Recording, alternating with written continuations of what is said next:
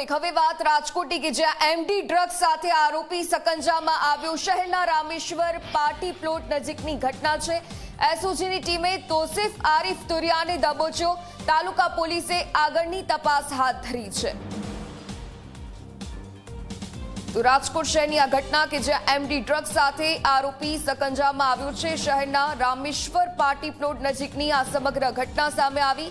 એસઓજીની ટીમે તોસીફ આરીફ તુરિયાને દબોચી લીધો।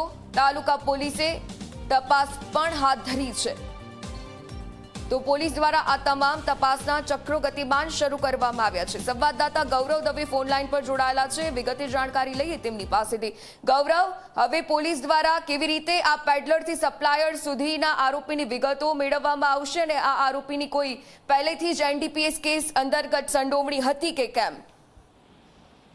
ચોક્કસ જ રાજકોટ એસઓજી દ્વારા ગઈકાલે મોડી રાત્રિના એક એમડી ડ્રગ્સ સાથે એક શખ્સની ધરપકડ કરવામાં આવી છે। આ શખ્સ કાલાવર રોડ ઉપર રામેશ્વર પાર્ટી પ્લોટ નજીક હોવાની વિગત છે તે સામે આવી હતી ને તેના આધારે દરોડો છે તે કરવામાં આવ્યો હતો।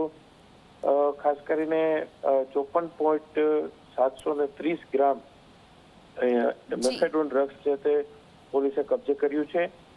તોસીફ આસિફ તુરિયા નામનો આ જે શખ્સ છે તેની ધરપકડ કરવામાં આવી છે।